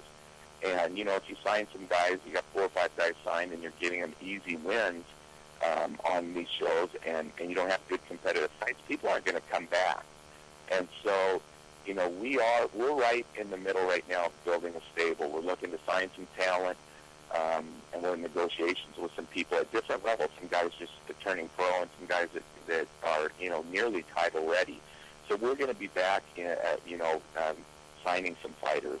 But we're not going to throw them, 90-10 fights. And we tell people that, we want people to fight fairly tough. We're looking for 60-40 fights. Because again, the only way we're going to continue our company and promoting is by having good competitive fights. So there's a fine line, Billy, between building and developing fighters and having quality fights on. And so we went for a while. I came into the sport promoting Joe Hip when Joe was 11-1, and promoted him until Don King signed him. And then I worked marketing and public relations for him through his title fight with Selden. And then we brought Greg Haugen out of retirement, promoted him to his 4th world title. And, so we've been down the road of building and promoting guys. But like I said, the most important thing now, because even when we were promoting guys on the way, like to a heavyweight title, when we started getting soft with opponents, we saw a 2,000-seat arena that was full all the time, dip down to 400 people, coming to the fight. So, really, as a promoter, I feel I have to put on really good quality fights, and I think we've done a good job of that. Yeah, well, I agree 100%. That's the key in creating value in your product. And it doesn't help the fighters by handing them tomato cans every single fight. I mean, I always compare it to like a football or baseball team. If you always played the team in last place, you wouldn't improve. And I think it's the same in our sport. And what I see too often is, networks and other promoters or what have you, they concentrate on the O. And then you see a fight, and everybody, he doesn't have any losses, so he must be good. And then all of a sudden he gets blown away, and everybody's like, he was nothing. And the poor kid is done because nobody wants to see him again. Well, I call that building a lie, and I've been very guilty of that. I built a kid at 20-0, stepped him up to world-class competition, and he didn't fare very well. Got knocked out, midway through the fight. And, the problem is, you're building a kid. One of the problems is everybody thinks you got to have an undefeated fighter. And, maybe TV's a little guilty of that. They're looking for guys with great records. And so you're trying to build a kid.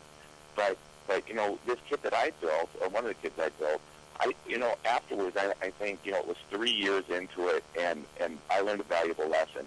Rather than have the kid 20-0, and then, he was not competitive, I think it would have been better to have the kid at 16-4 and had him stepped up, fought some really good guys. I think it's a good measure of where that fighter is at the time. And like you said, you can't play the last place team all the time, because when you step up, you're not used to that level of competition.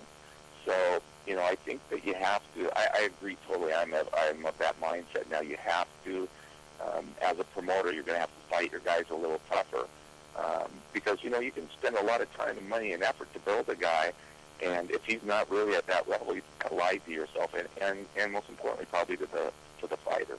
Right. No, definitely. Years ago, when a fighter would be coming up, and they wanted to learn how to face a southpaw, they would fight 10, 15 southpaws before they felt like they mastered it. Nowadays, we need to fight a southpaw. The kid fights one. Okay, now I know southpaw's next. Now I need a short guy. It's like, wait a minute, man. How do you master it with one fight? A lot of people in our business think that the state of boxing is terrible. I think that, again, it falls on the promotion and not necessarily the promoters, but the promotion of the sport.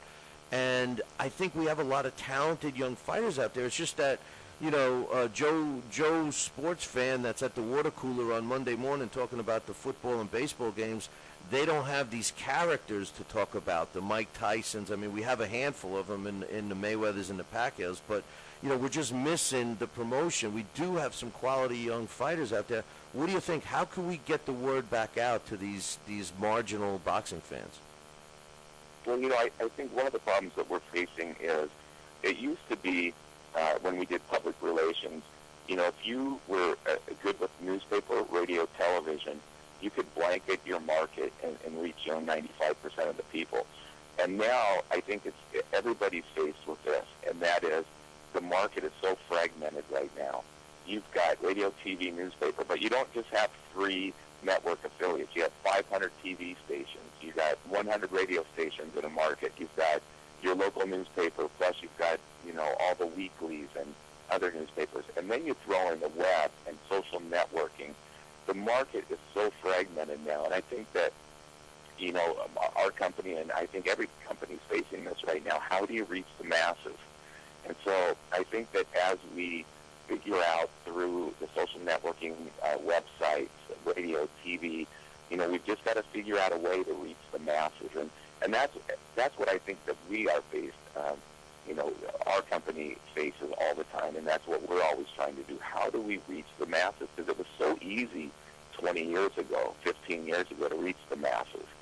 And I think that, I'll tell you what, whoever comes up with the solution is going to be a very rich guy or girl, I mean, it's going to be amazing, but it's just difficult to reach the masses now, Billy. Well, I agree, but I disagree. I agree with you because it's more complicated. But to reach the masses is actually easier than it ever was. It's just trying to hold their attention. I think that's what it is. And I have a solution, and, I probably shouldn't even talk about it because it's an ongoing battle for us. But I think that the vehicle is in place, and it's a very short. It's a short-term thing because of the rate of technology, and that is simply this. We all complain about one thing. Boxing's not on network television anymore. Well, I think that we do have today's network television, and that's webcasts. I think the problem that's happened with webcasts is the fact that a lot of promoters are greedy and think that they want to charge a pay-per-view for their club-level show, which I think is ridiculous. I think the old-fashioned way, similar to the way you're knocking on doors and beating the pavement in your local area, would be to go to advertisers and offer them the masses and say at a discounted price and try and get those, just like the old days when we had boxing on network television. The advertisers were paying for it. It's interesting about that. We are looking right now at webcasting because the casino we work at, the Emerald Queen, I worked with them, we have for 16 years. They have a large showroom. They do national acts, entertainment. They usually have something going on every weekend, and now they have HD cameras. They got the big screen. So, when people watch our fights, obviously they're watching them on big screens if you're in the arena. So they have the equipment now, these nice HD cameras, and we are looking at webcasting, and I think that we've had people come at us about doing that, and I think I probably was guilty of what's in it for us, and I think we're at the thinking now is we can't expect to be charging $20 or $30 for club shows, but I think that to reach the masses, maybe you have to not look at the money so much as look at reaching the masses. So, that's something that we're looking at doing now is webcasting, even our club fights. I think some promoters are starting to do it. I know some people in California that have started doing it. And, not only can you publicize your company, the fight series, but you can, publicize your fighters. And then maybe they are talking around the water cooler on Monday about your fighter and about your fight. So, that's interesting, but that's something that we are really, really looking at doing in 2012 at some point. Brian, that is the key, and it's funny we're talking about this on air because we should really talk about it off air. But the thing is this, it's the key because the 3-letter website that likes to do all the pay-per-views and stuff. I don't want to give them any press. I don't want to mention any names. I'm not pointing any fingers, but their model is not speaking for itself. if you talk to promoters that have tried that, they'll tell you that there were no buys because the mentality is not there. Just because it can reach 1 million people doesn't mean people are going to pay, whether it's $3 or $9 or $20. It's not the money. The better approach would be to take it, do like we're saying, you find an advertiser. It's not expensive to do a webcast. We do them all the time. We broadcast this stuff for free.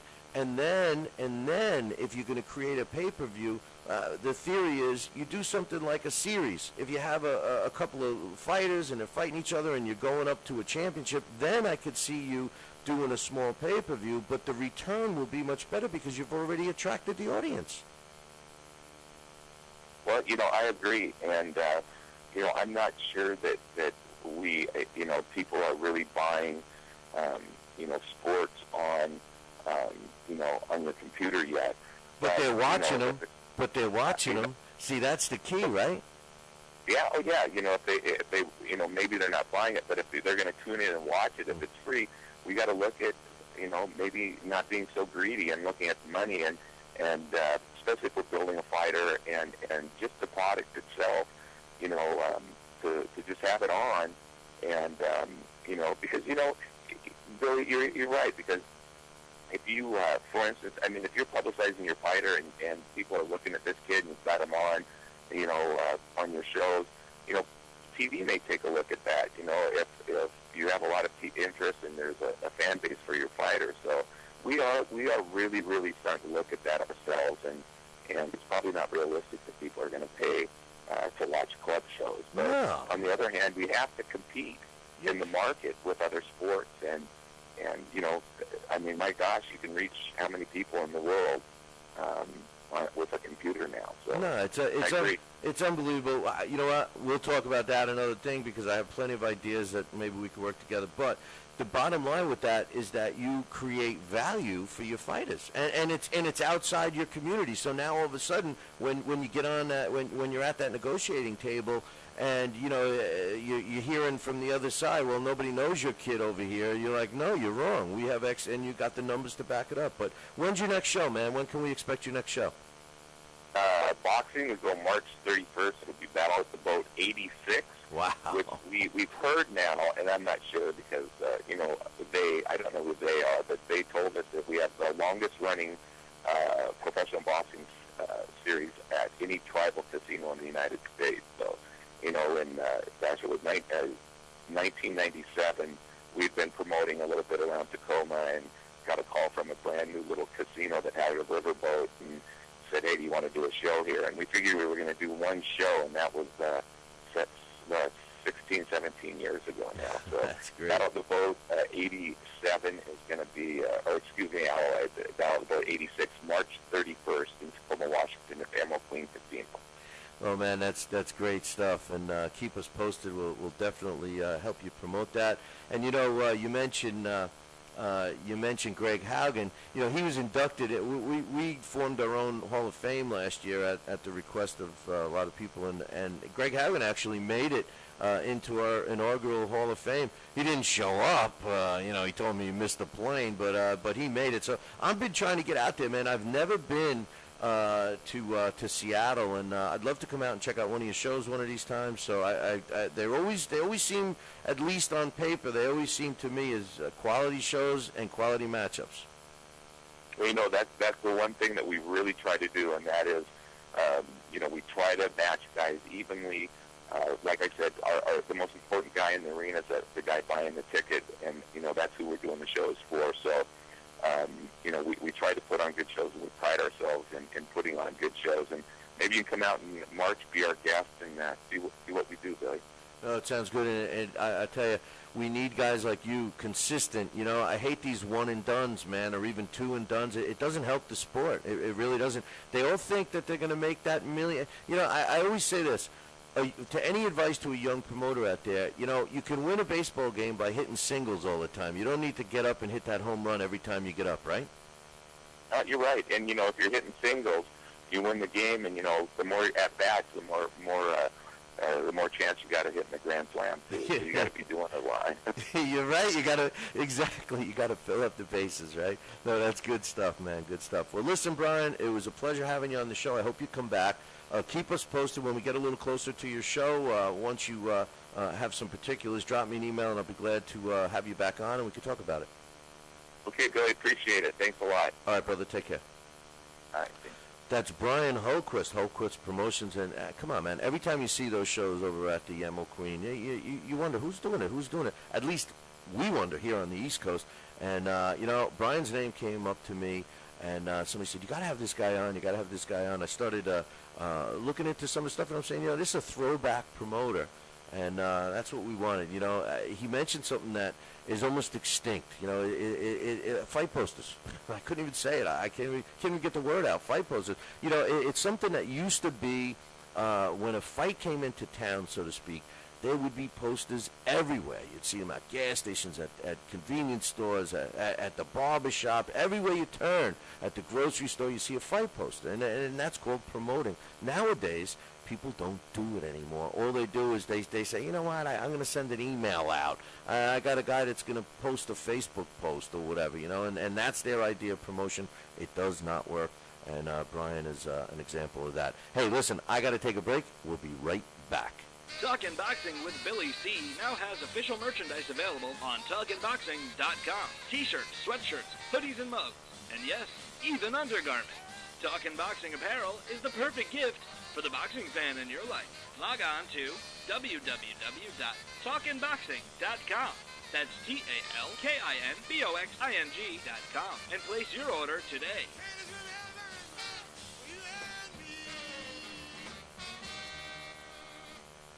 Join us here for 2 hours as Billy and the gang do what they do best. Every time I start talking about boxing, a white man got to pull Rocky Marciano out there. Rocky Marciano was good, but compared to Joe Louis, Rocky Marciano ain't.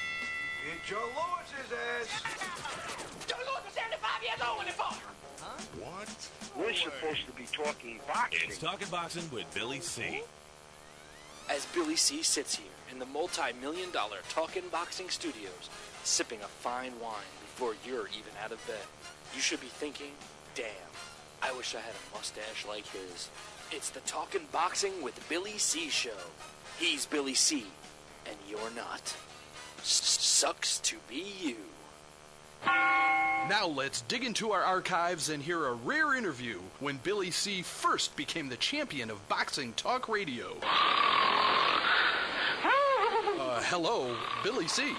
As the new champ, can we ask you a few questions? Why, certainly. Okay, your fans would like to know how you and your corner have successfully walloped the competition. We're not ordinary people. We're morons. Anything else? I'm a victim of circumstance. Did your success finally come when you made the show 5 days a week for 2 hours? What do you think? I'm trying to think, but nothing happens. Now, please tell the listeners what you've learned from making it this far. Certainly. If at first you don't succeed, keep on sucking till you do succeed. Great words of wisdom, Billy C. Keep up the great work as the undisputed People's Champion with your show, Talkin' Boxing with Billy C. Any last words to anyone who's listening? This is your fault, you bonehead.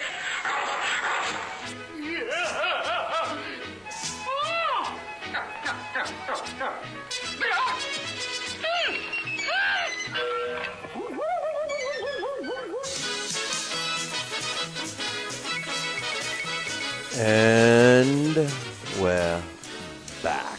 You are listening to the Talking Boxing with Billy C radio show. You're watching us on the Fight Now television channel. That's right, 24 hours a day, 7 days a week, combat sports. It's here right now, and it's called Fight Now. You got to check out their local. You got to check out your local listings for Fight Now. Call your local. Well, let me rephrase that. Break. Can we? I guess we can't. We're live. Hey, by the way. You got to call your local television provider. Yeah, that's it. You got to call your local television provider and tell them that you want the Fight Now channel added to your lineup. But here, listen, I'll tell you this. Every night is Fight Night on Fight Now, 10 p.m. Eastern Time. You got to check out their website for the latest listings, www.fightnow.com. And we got some great stuff in store for you on the Fight Now channel coming up in 2012. So stay posted and always check their website for the latest information, www.fightnow.com. FightNow.com. Speaking of now, we got David Allen. Him and his dog just got done with the. I guess he took him for a walk, gave him a bone. I don't know what he gave him, but anyway. We've been talking about this. As a matter of fact, it was broken the night of the Carl Froch and Andre Ward fight at the post-fight conference. We knew that there was already a deal in place, or at least theoretically in place, between Lucien Bute and Carl Froch to fight a home-and-home fight, or what do they call it, home and away, or home and home, or whatever, two-fight deal. Now, since then we've heard sporadics, we're close, it's almost done, blah, blah, blah, but we know it's already taken place. But apparently, the bottom line of Interbox, which is the promoter for Lucien Bute, said on Friday, I believe, it was either Friday or Saturday, I believe it was Friday, they said, which is all BS. I know he did sustain an injury, but Interbox announced that due to the unavailability of current WBC and WBA super middleweight champion Andre Ward because of an injury, the IBF super middleweight champ, their boy, Lucien Bute, will fight Super 6 finalist Carl Froch on April 14th. This is, even though Showtime, who is not too happy about this, and Bute happens to be under contract does not care about this fight, and they do not want this fight. They're not too happy about it, to be honest with you. Interbox president Jean Bedard stated that they will pursue a Bute-Froch fight with or without U.S. television. We have everything in place to do in our power to make this fight with Carl Froch. This is Bute's people saying this. We owe this fight to our fans, and who have been supporting us and following Lucien's career since the beginning. Bernard added that Showtime's preference for Bute was to match him with Andre Dirrell. Well, I ask you this. Riddle me this, Batman. There's this new channel my buddy Johnny D turned me on to, and it's got all these old shows that I used to watch as a kid, and one of them was Batman. How cheesy is the original Batman? I love it. I love it. Riddle me this, Batman. And they give you these riddles that are like, huh?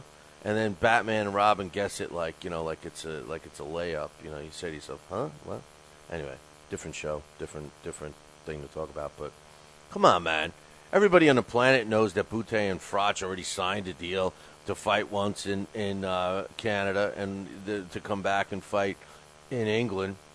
We all know that. And we all pretty much are assuming that Carl Froch is going to hang him up after these last two big paydays unless he wins both of them. And to be honest with you, why would Bute fight Andre Dirrell? What's in it for him? Well, come on, man. Come on. Andre Dirrell, takes all that time off to get better or whatever the situation is. And then, listen, there was rumor about Andre Dirrell and Andre Ward not fighting each other because they were such good bosom buddies. They were such good friends that they could possibly fight each other. But the bottom line is this. So what? Andre Dirrell fights one fight, he comes back, and you want to throw him in with Bute? Come on, man. Come on. Listen, if you're going to fight anybody, if Bute is going to fight anybody, he's going to fight a top guy. The two top guys in the division still is Froch and Andre Ward. End of story. Andre Ward's number one. In my opinion, Bute's number two. And the only reason why I give Andre Ward the nod is because, let's face it, Andre Ward has fought all these great super middleweights that Bute has not yet. Now, do I think Bute is a better fighter? Do I think Bute will beat Andre Ward? I think he will at this point, but I'm not going to give him the benefit of the doubt until he steps in the ring. Andre Ward has fought the tougher guys. But the next guy in line is Carl Froch. Come on, man. You can't drop him down that far. You just can't drop him down that far. Carl Froch has fought the toughest opposition by far than any other super middleweight out there.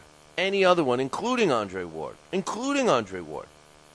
So a loss to Andre Ward is not exactly he's washed up attitude. No. So I think Lucien Bute signing to fight Carl Froch, not one but two fights. You know what? I think that's good business for both Carl Froch and Lucien Bute. Is that the fight I want to see? No. I want to see Bute fight Andre Ward. I want to see the best super middleweight out there right now. But then again, let's not blame it all on Bute. Andre Ward didn't want to fight him. Andre Ward's also involved with a promoter that's not going to open up his checkbook. You see, that's the problem. Andre Ward is this guy. I keep telling you guys that I love Andre Ward, but he doesn't have it. He doesn't have it. You know, that whatever it is, you know. Yes, he's skilled. He's pound for pound fighter. Yes, he's a great guy, personable. I mean, you know, the kind of guy that you want our youth to look up to as a hero. I mean, all those things. I love Andre Ward, but he's missing something. I don't know what it is, but he's missing something as far as fan appeal and everything else. And outside of that, maybe the reason why he's missing that it is because of the guy he's signed with. Now, I don't have anything against Goosen. I certainly don't. But Dan Goosen is not going to open up his checkbook. So, therefore, a guy like Andre Ward, who's by far, arguably, the best super middleweight on the planet, is going to wait around until a fighter like Lucien Bute, which incidentally is his only option right now, and who has a promoter that's willing to open up their checkbook and wait for the fight. That's what they're going to do. If Goosen was smart, he would try to bring a big fight, but he's not. He's going to give Andre Ward some easy fight because that's what he can afford. That's what he'll do. And what happens? Bute's going to go and fight a home-and-home fight, one in Canada. He's going to go to England. That's going to be a huge fight. He's going to fight Carl Froch, and he's going to get more fanfare and more recognition than Andre Ward. You watch. And nobody has to blame. You can't blame anybody but Dan Goosen. Showtime, of course, they're not thrilled. They're under contract with these guys, with Bute. But here's the thing: shame on you, Showtime. Shame on you for offering Bute Andre Dirrell. You know, Andre Dirrell needs another major fight before he gets into the mix. Hey, listen, Showtime, make the fight. Make the Bute and Andre Ward fight. If Andre Ward can't do it because he's injured, oh well. What are you supposed to wait around for him to heal up? Come on, man. Come on. You know, I don't disagree with Bute at all in this particular issue. You know, and for Showtime to try and throw Andre Dirrell. Come on, man. Come on. How about Andre Dirrell and Andre Ward? How about that? You know, they avoided each other. Dirrell backed out of it. Yeah, I think he did. I think he backed out only because I heard from inside the camp that he should get an academy. Now, if you go back and listen to the shows, I never believed that he was faking it until after I got the phone call. Then I was like, you got to be kidding me. And this was from a guy in the camp. I promised. I'm not going to tell who it is. This weekend, we got some good fights coming up.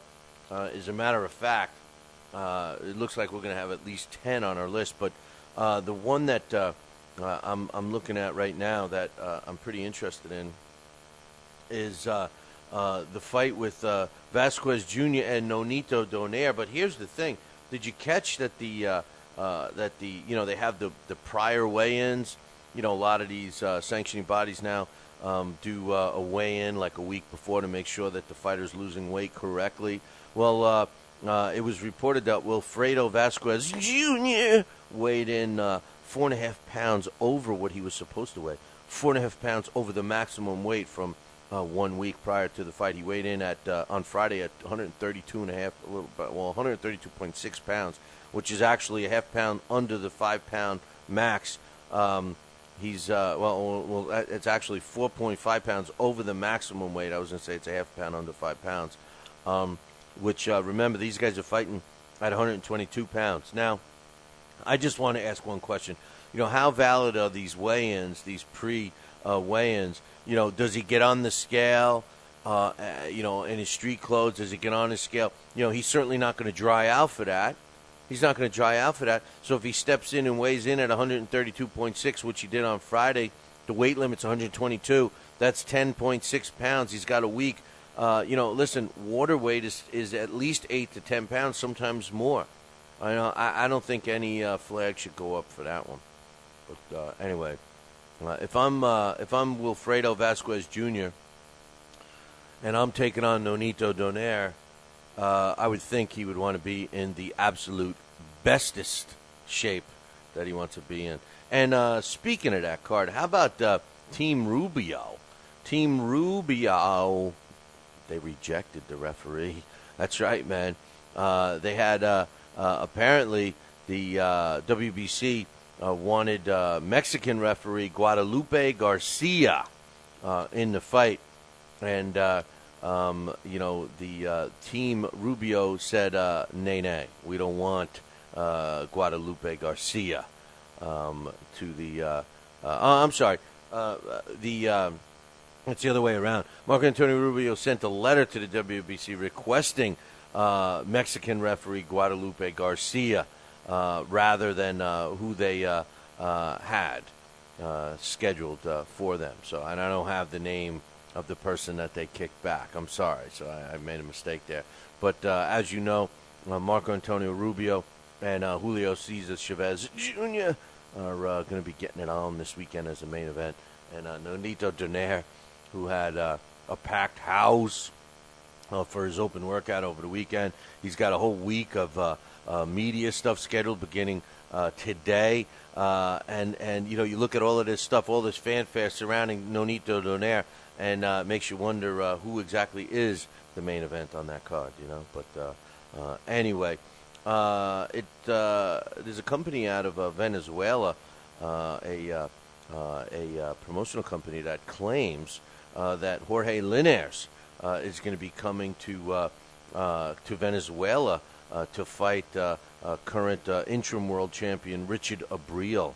They already have a couple of venues that are being evaluated right now, including Maracay, Puerto La Cruz, and Caracas, venues at these locations. So the funny thing about it is they haven't had a world title fight in the country of Venezuela since March of 2 years ago, 2010, and that was between Emilio Moreno and the Venezuelan Neomar Somino for the bantamweight title.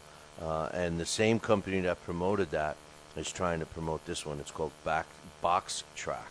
So the WBA, well, they're sitting around wondering, what do we do now, boss? What do we do now? So anyway, and speaking about what do we do now, what's Frank Warren going to do now? There's some reports out of England that says James DeGalley is no longer with the promoter, the famous promoter. And some quotes from James DeGalley says that basically, I think it's time for both of us to move on. Now, he was scheduled to fight Christian Savania at Wembley Stadium sometime in March. However, I guess they couldn't come to an agreement on finances, money. And the EBU, European Boxing Union, had to send this out to a purse bid because the promoter, Frank Warren, and the fighter, James DeGalley, couldn't even come up with an agreement among themselves. So it's going to go out for purse bid. Now, Frank Warren disagrees. He said in a statement, the statements from James DeGalley are simply not true. He says James is, in fact, under contract with Frank Warren Promotions until April 14th, 2013. So somebody's not reading their contract right, man. Somebody's not reading the contract right. And speaking of contracts, I got to be, it's going to be a press release, most likely released today, but I want you to hear it here first from me. And that is Chevelle Fist of Steel Halbach is scheduled to fight in Tampa, Florida, where she lives, as the main event against Terry Blair. Now, I'm very excited about this fight, and I'll tell you why. Number one, we're going to be doing a webcast of it live. It's going to be on LDL TV and Ustream and all that stuff. So webcast live, March 2nd. Chevelle Fist of Steel Halbach. Now, there's no secret about Chevelle. I work with Chevelle, and it's very hard to get opponents for Chevelle. And we've had a couple of opportunities to fight for world titles and have come up short, except, in 2 of those 3 times, we were blatantly robbed. And the last one came at the hands of the French peoples because Myriam Lamare knows damn well that Chevelle Halbach beat her ass that night and we call her the French chicken. Buck, buck, buck, buck, buck, buck, buck, buck. Lamare is the French chicken. You've heard of French fries. You've heard of French onion soup. You've heard of the French Riviera. Well, now I'm telling you, the French chicken is Myriam Lamare. Myriam Lamare refuses to give Chevelle Halbach a rematch because she knows what Chevy did to her the first time. So therefore, as we're looking around for fights, we are forced to fight another top-level fighter in Terry Blair. Now, don't look at her record and say, oh, she's got a 500 record. How could she be top? Well, look at the names on Terry Blair's record. She has fought all of the top female fighters on the planet twice, except for Chevy. She fought Chevy once. Chevy came out on top, and we set up the rematch on March 2nd in Tampa. And here's the thing. My big question to Chevy is, first of all, I applaud both Chevelle Halbach and Myriam Lamare. Lamare. She's Myriam Lamare is the French chicken. French tickles you heard of. You heard of French fries, French vanilla. Now you have the French chicken, which is Lamare. But Terry Blair has never been stopped. And nobody wants to fight Terry Blair either. Last fight she got was in Albuquerque, and she was blatantly robbed. We were at that fight. Victoria Cisneros, they said, beat her in a split decision. She was robbed. Terry Blair battered Victoria Cisneros from one end of the ring to the other, and they gave the fight to Victoria Cisneros, the local kid. But the bottom line is this. Terry Blair is a world-class fighter. She's fighting Chevelle Halbach, world-class fighter. Hopefully, the winner gets to maybe fight the French chicken, the big French chicken. Myriam Lamare, buck, buck, buck, buck. You've heard of all those things, all those French things, But I like French fries. But the French chicken, Myriam Lamare. That's my new thing. You're gonna be hearing that a lot. The French chicken, Lamare. French chicken, Lamare. French chicken, Lamare. You got the message. But anyway, some great fights coming up. Don't forget, KO at the TU this weekend, Times Union Center in Albany, New York. Get yourself some tickets. Visit our website, www.billycboxing.com, and click the KO at the TU banner, and you'll get directed right to where you can buy some tickets. If you don't want to buy tickets, well, then you could roll the dice and try and win some tickets this Friday night. Friday night fights up at the Halftime Bar and Grill. I will be there, and we'll be giving away some more tickets just like we did last Friday. And I want you guys to come up, man, especially people from out of town, especially the females. We got to have the girls. There's nothing more than I love to have girls surrounding around me, and hanging around, buying me drinks, trying to get me drunk to take advantage of me. And I will tell you this, I'm very easy. I'm very, very easy for you ladies out there. So make sure you give it a shot. Give it a shot. But anyway, this week, we got some good fights, man. We got some good fights to look forward to coming up this week. A couple that look like they're going to be on our challenge so far. Friday night fights: Edison Miranda against Isaac Chilimba. Now remember, this was a fight that was supposed to be Despain was supposed to fight Miranda, but he backed out. So now Isaac Chilimba is fighting Edison Miranda. McJoe Arroyo against German Cruz. I don't know how competitive that's going to be, but it will be on our challenge. I try to keep all the fights that are on television or easily accessible for most to watch. And then, of course, the HBO fight February 4th, Julio Cesar Chavez Jr. against Marco Antonio Rubio. Nonito Donaire against Wilfredo Vasquez Jr.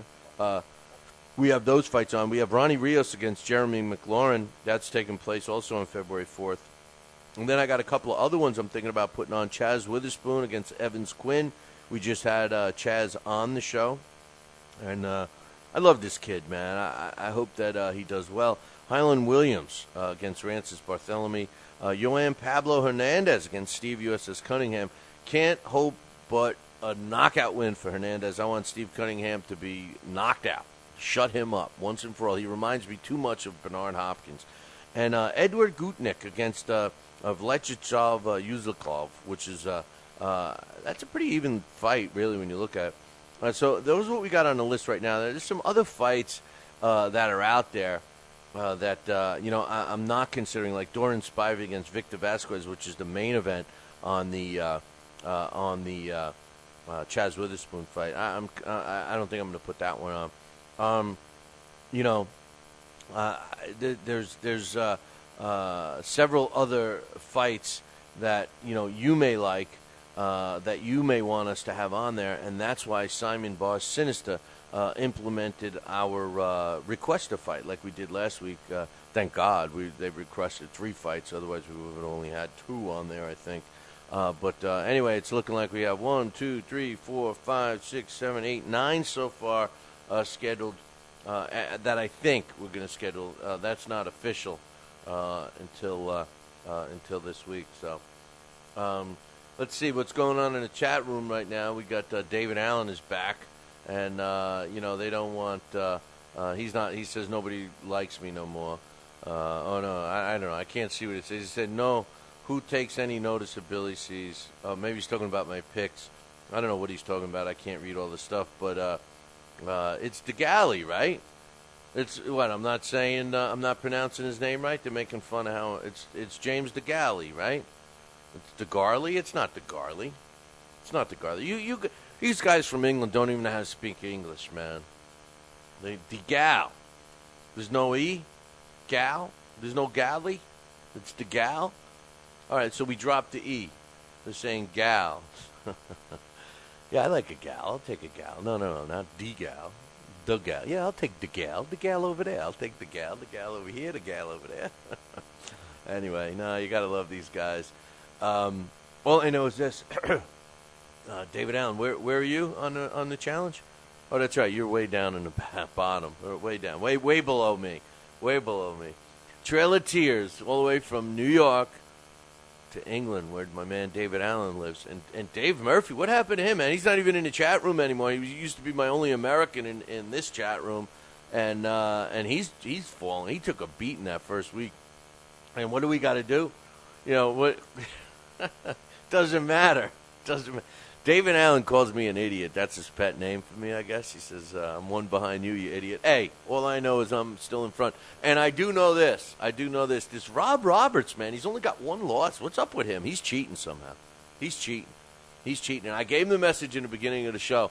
I said, Rob Roberts, who promised to come to this year's Billy C. Boxing Hall of Fame, which is November 16, 17, 18, we're going to have 3 full days of activities this year. Instead of one really long day and a short day. We're going to have 3 full days. Rob Roberts promised that he would come and pick it up personally, so that's what we're holding him to. We got his box. I got some great stuff in his box, that's for sure. And here's the thing. I said it out to Rob Roberts. I'm going to say it again. I want David Allen to hear it, and this is how fair I am. If Rob Roberts, who has jumped out to an early, comfortable lead, all right, now it's going to be tough to catch up to this guy already, and we're only a few fights into the challenge, and we're in January still, but he's already jumped out to a lead.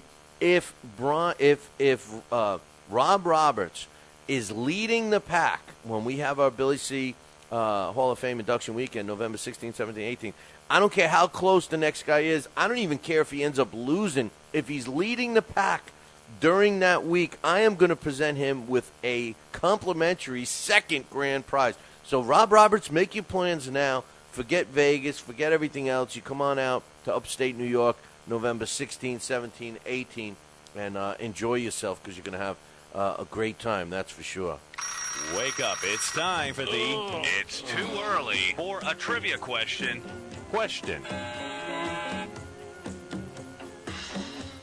You guys are killing me.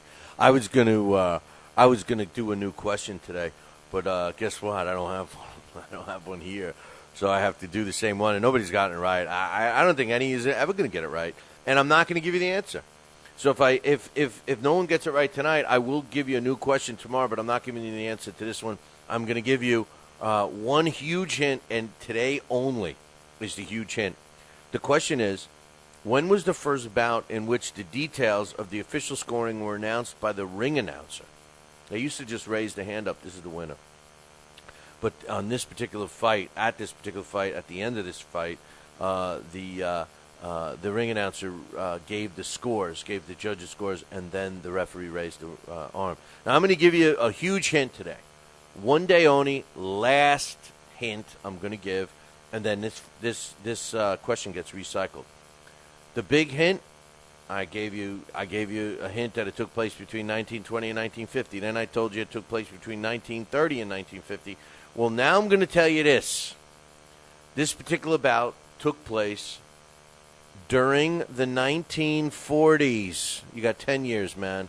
You got 10 years to figure it out. This fight took place in the 1940s. When was the first bout in which the details of the official scoring were announced by the ring announcer? Took place in the 1940s. And don't forget, today's It's Too Early for a Trivia Question. I almost forgot. It is being brought to you by Star Boxing and the KO at the TU, February 4th at the Times Union Center in Albany. So get yourself tickets, www.billycboxing.com. When was the first bout in which the details of the official scoring were announced by the ring announcer? Took place in the 1940s. Email me the correct answer if you know it. Email me, Billy@talkinboxing, TALKINBOXING.com. David Allen's right. I'm an idiot. This day in boxing history. And today's This Day in Boxing History is being sponsored by Campanaro and Tomkovich. If you need a lawyer, you got to call my lawyers, Campanaro and Tomkovich, 845-221-4099. One last thing I want to remind everybody, don't forget, look on BillyCBoxing.com today for the actual listing of 2012 Billy C. Boxing Hall of Fame inductees. We are going to make an announcement today. We're going to send a press release out, and we will post it on BillyCBoxing.com right on the front page. And then we're going to talk about it on tomorrow's show. So keep that one in your memory banks. On this day, January 30th, in 1984, Charlie Choo Choo Brown wins a 15-round decision over Melvin Paul to win the very first IBF World Lightweight title. And that took place on this day, January 30th, in 1984, in Atlantic City. Hey, man, that concludes our show for today. I can't wait to break out the announcement of the Hall of Fame. Check out the site later, www.billycboxing.com, for who got in Billy C. Boxing Hall of Fame for 2012. You got to check out the website to find out.